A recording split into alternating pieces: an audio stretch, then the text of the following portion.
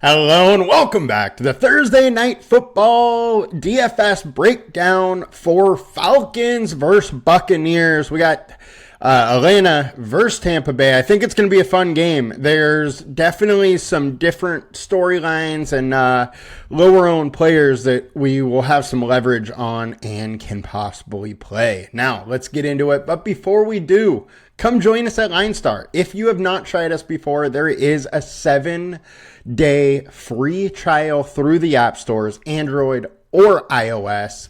And as always, please like, comment, and subscribe to our videos. It helps us a ton just to reach a little bit more. Thus, we can give away more content for free. Now, let's dig into this slate and see what we can uncover. Think it is going to be a fun one here. And it's at least better than a couple of the other Monday or Thursday night games we have seen. All right, starting with quarterback, we got Baker Mayfield and Kirk Cousins. On paper, it does look like Kirk Cousins has the easier matchup. However, what we've seen from Cousins this year is he has been a little bit immobile, and Tampa Bay does like to bring pressure. So that could cause some concern or some issues for Kirk Cousins. So I do prefer Baker even at an elevated price tag, but I think both offenses may have some trouble running the ball, which just leads to more passing. Thus, Baker and Kirk both being absolutely in the realm of, you want to decide on if you're going to play one of them or both of them or whatnot. Now, getting over to running back. Now, this is where things start to get interesting. Both sides, Tampa Bay and Atlanta, have had really a two running back system. Tyler Algier has played more snaps every single week this year. Weeks 2 and 3, he actually played the exact same amount of snaps. It was the same snap percentage, but then played more in this last week, week 4. So he is in, as a possible pivot off Bijan Robinson. However, he is by far the least likely to be fantasy relevant out of the other three backs. You got Bijan, who is in on the highest percentage of snaps out of any of the other running backs. We know he's explosive. He can do a ton of different things with the ball. But in this game, I think he is really going to have to be used more in the passing game, and that is where he will derive more fantasy value. I don't love him as a runner this week. Tampa Bay's front is tough. Vita Vea was back last week, and when he's in there and he's healthy, that run defense is very, very good. On the Tampa Bay side, you got Bucky Irving, who has played more snaps pretty much every single week this year, and last week was up to like 47% of the snaps. I think he is the more explosive runner. Ownership has him higher owned, but I do think Rachaad White is still going to be used a lot. He is still getting a majority of the work. He's still around 60% snap share, and he's going to be heavily used in the passing game. And I think with the Tampa Bay injury situation, they are missing Jalen McMillan and Trey Palmer.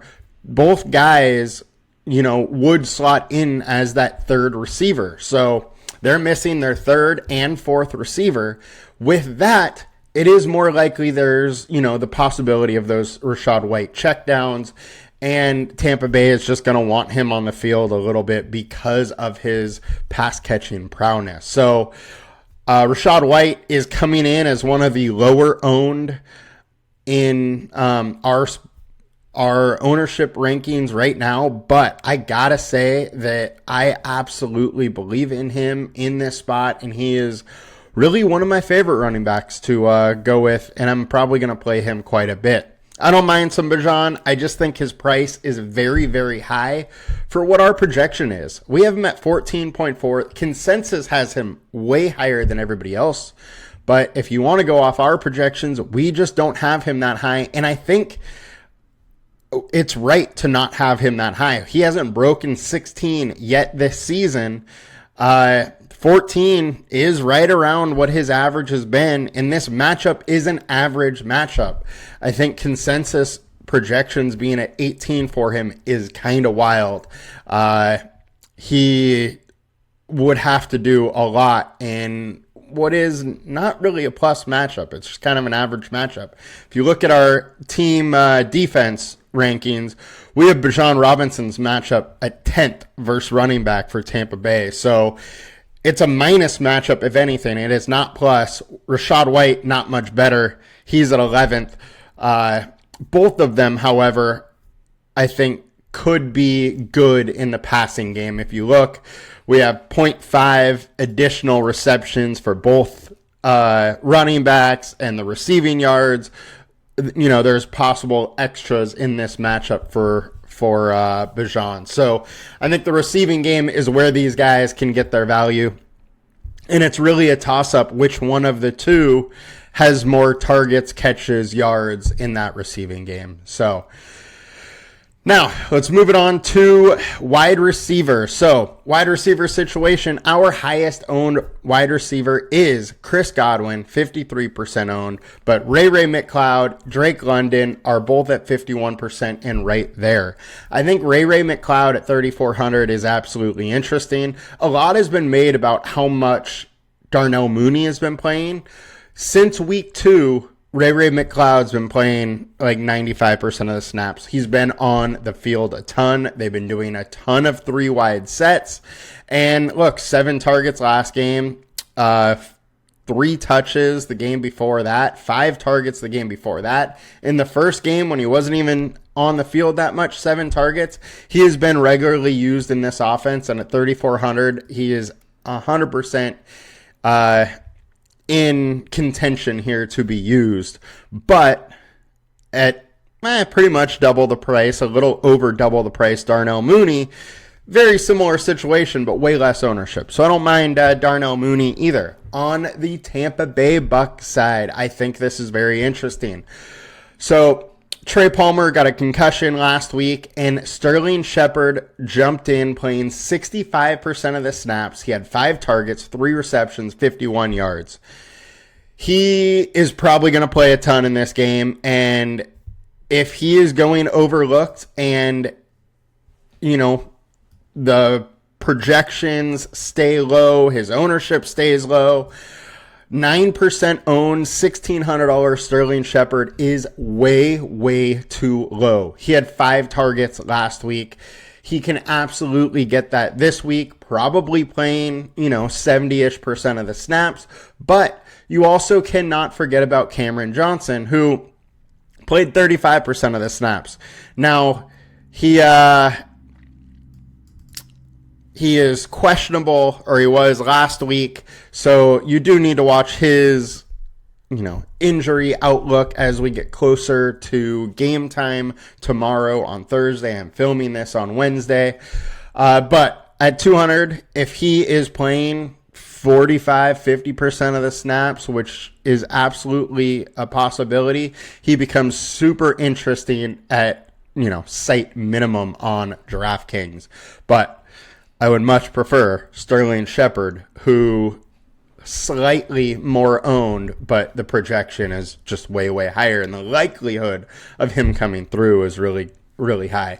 Now, on to the other receivers. The guys we haven't really talked about are the main studs. We got Chris Godwin, Mike Evans, and Drake London. Let's go to the team defense tool and dig into those a little bit. Mike Evans is in a huge plus matchup. Wide receiver ones have just gone off versus Atlanta.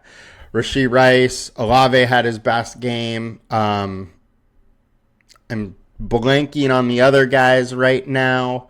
Let me check to see so we can just get the real data here. Devonta Smith, George Pickens. Pickens had one of his best games. Olave had his. Rice went for 12 for 110 and a touchdown. Devonta Smith, 76 and a touchdown. Mike Evans is in a great spot. Now, he is a much different receiver than all these other guys, but he can do damage in this spot, and I think you got to like him. Drake London, on the other hand, is in a bit of a tougher situation. However, I still like his potential. Amon-Ra St. Brown had a game. He didn't get in the end zone, but he did well. Sutton had one of his best games of the year.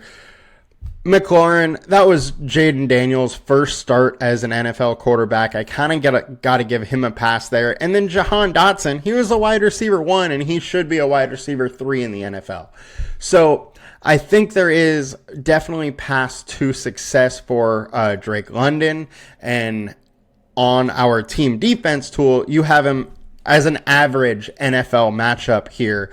So Drake London, being the wide receiver 1, is firmly in play as well. And then if you go to Chris Godwin, he does have a much tougher matchup than Mike Evans, but he is a little bit more similar of a receiver as some of the guys that have done well versus Tampa, or versus Atlanta. So I am still very interested in Godwin. I don't love that his ownership is higher. With the ownership adjustment, I'm 100% on Evans, but if that flips come tomorrow where Evans is the high owned and Godwin isn't, then I'm fine playing Godwin over Evans. But with ownership considered, Evans is my favorite wide receiver play on the slate, with Sterling Shepard probably being second, with Mooney or London, third, fourth. Now, on to the tight end spot. So, Kyle Pitts, just a total no-show.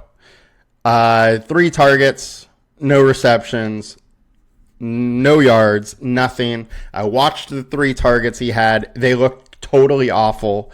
Pitts was out wide for all 3 targets, and they were pretty much uncatchable because Pitts ran an absolute terrible route and didn't get any separation whatsoever going against the corner where he shouldn't be going against the corner. So I don't love the usage I'm seeing out of Pitts. He has struggled to get targets. He has 12 targets on the year through 4 games. Just not a great look for Pitts in what is a fairly tough spot. Can you go to him? Absolutely. They got to figure out how to get him the ball and get him some yak, get him in space, but they just aren't doing that very well. I'm a little worried about Pitts for the future, a little worried about him in this game. Cade Otton, 4K Cade Otton. He's getting some ownership, but I think he should. We already talked about the situation with the receivers. Jalen McMillan, Trey Palmer, both out. Cade Otton, the last 2 games, 7 targets, 6 targets, so 13 targets in the last 2 weeks. The guy is going to get work. I think that with those guys out, the chances of him getting more targets is high. He's also in a decent spot where the Falcons are allowing 38.5 receiving yards per game, 4.5 receptions. Opponent rank is 23rd to the tight end. I think Cade Otton's a very, very interesting play at 41% owned and only 4K. It's only a matter of time until he gets his first touchdown of the year. He was also used a ton in the playoffs. I would not be surprised if this becomes a regular thing that Cade Otton is involved in this offense. He is a weapon that Baker should be using. Charlie Warner is playing decent amount of snaps, but he's pretty much just been used as a blocker. His upside is he catches a 2-yard touchdown. Now, at 800, that could be optimal, but outside of that, you're not really playing him. The same goes with Payne Durham. He is just not really being used. Has 1 target on the season. I don't really want to pay for that. Now, defense and kicker. I think Tampa Bay's defense is firmly in play. If the mobility issues come up for Kirk Cousins again with the blitzing that the Buccaneers will likely do, I think it could cause problems for the Falcons big time. I don't think they're going to be able to run the ball, and this offense really hasn't been able to throw the ball very well yet. So I think the Bucs would be my favorite defense here. They're cheaper and they're less owned. Falcons are a solid D, But I think Baker and Tampa Bay is going to be able to do enough and take care of the ball enough to not have the Falcons go nuts. Now, both of these offenses could be throwing the ball a lot, and with that becomes more opportunity for sacks, more opportunity for pick sixes, and that's how these defenses become optimal. So I think both defenses you can consider to have be in your lineup. I just do prefer the Bucs. And both kickers are firmly in play. Young-Ho Koo just went nuts last game. He can absolutely do that again if the Bucs defense is solid in the red zone, which it absolutely can be. And then Chase McLaughlin, he's been consistent all year long. He has his occasional blow-up games. Definitely firmly in play here, but I do prefer Koo at 13% owned than I do McLaughlin. Lastly, we do have that Kyle Pitts has the better matchup than Cade Otton on our team defense tool. I just don't trust Cade Otton, so that's the only reason Kyle Pitts. I don't trust Kyle Pitts. I do trust Cade. That's the only reason I'm not very high on Kyle Pitts in this game. However, if everybody is saying that and his ownership tanks, if Kyle Pitts is super low owned, he becomes an interesting dart throw for ownership. Right now, I just don't love it. We have him at 7%. I doubt he'd be that low. I would expect him probably more 20, 25-ish. And at 20, 25, I don't love him. At 7%, I would be willing to take some chances. Now let's check FanDuel. Just make sure we don't have any crazy salary differences. $2,500 difference on Baker over Kirk. Makes it a lot closer, but with Baker being less owned, I would rather go him than to Kirk.